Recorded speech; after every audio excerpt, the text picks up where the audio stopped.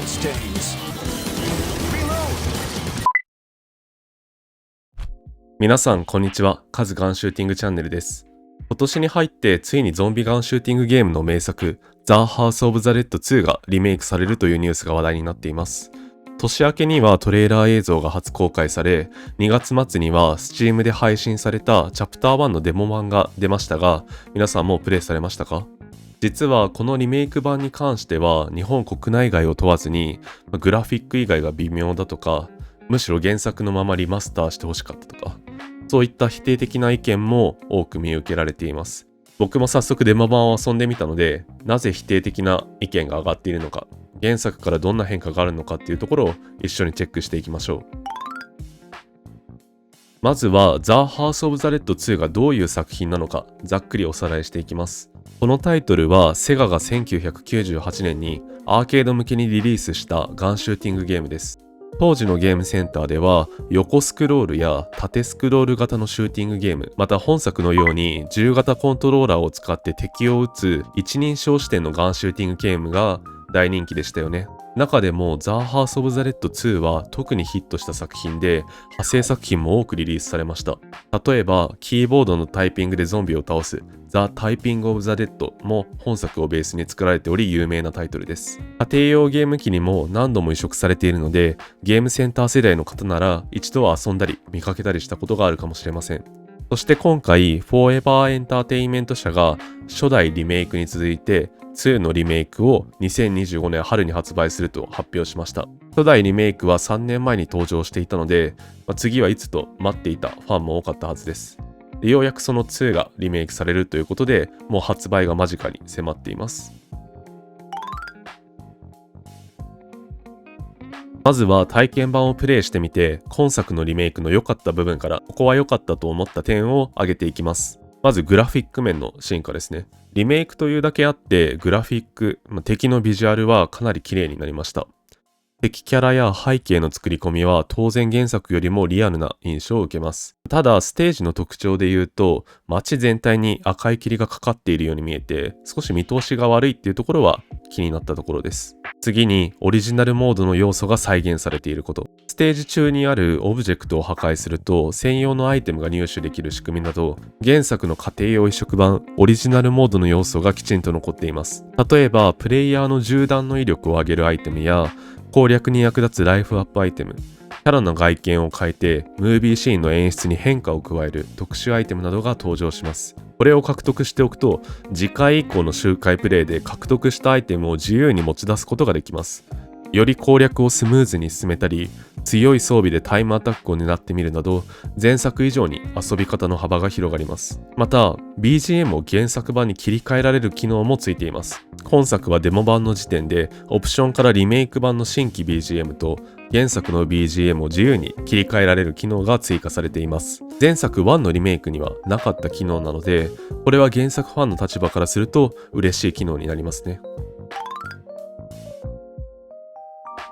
デモ版で分かった問題点、改善してほしいところです。一方で、批判的な声が多いところ、実際に僕がプレイして感じた問題点というところをまとめてみます。これは簡潔に表現すると、バグの存在と原作と比較してしまうと作り込みが甘いと感じるところが多いからだと思っています。まず言語設定での致命的な処理落ちがあります。オプションから変更できる言語は現在全9種類あります。ですが、そのうちの5つの言語のどれかを選択してしまうと常時処理落ちが発生してしまいます。特に日本語と中国語はひどくて、オプション画面でほぼフリーズ状態になり、フレームレートが極端に下がってコマ送り状態になります。これはプレイしている PC の性能云々の話ではないです。実際に自分の PC の環境、ミドルハイクラスの PC を使っているんですけれども、それでも全く動かなくなります。なのでバグに近い気がしています。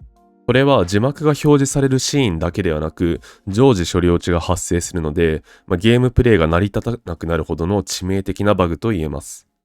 また敵の判定や物理挙動の不具合っていうところもあります。オリジナルモードで特殊アイテムを入手するためのオブジェクトがアーケードモードでも意味なく判定が残っているので、結果的にアイテムがないのに寄り道をしたりする場面が出たり、アイテムが出ないのに効果音が発生してしまうということが起こります。またユニティの仕様かもしれないんですけど、敵を倒したら敵が担いでるドラム缶が突然空中に吹っ飛んでいったり、看板が重力を無視して静止するなど理解不能な物理現象がたまに発生します。ゲーム性という部分で見ても一部のシーンで敵の当たり判定が明らかに消失しているように見えたり、作り込みの甘さっていうところが見受けられます。敵を撃っている手応えが希薄っていうところもあります。前作のリメイク1でも言われていたんですが、ピストルの銃声が軽すぎて撃っている感覚が薄いです。逆に銃声は軽いのに撃たれた敵がやたら上空に吹き込んだり、死亡モーションが統一されてないなど、プレイヤーの脳がバグりそうな場面に多く遭遇します。これとかちょっと信じがたいような敵の吹き飛び方に見えてしまいます。そもそも敵を倒した時、原作のように銃で撃たれて崩れ落ちるのではなく、魂が抜かれた人形のようなモーションでどの敵も吹き飛んでしまいます。これはビデオゲームにおいて死亡したり気絶するキャラクターの人体に適用されるモーションであるラグドール物理というものです。昔のゲームのように技術が発達していなかった時代は、敵が倒れるモーションを一つ一つ手作業で作っていたものを物理エンジンの進化でリアルタイムにより自然に多彩に崩れ落ちる動きを表現するための物理シミュレーションとして採用されることもあります。ゲーム開発という点で考えると、開発効率の向上や原作のようにわざわざ倒れるアニメーションを作成しなくても良いのでメリットがあるんですけれども、プレイヤー目線で見ると敵を倒している手応えがないだとか違和感があるように見えてしまいます。特に今作のようなものはそもそも倒れ方のアニメーションの調整不足っていうところがあると、それが一層目立ってしまいます。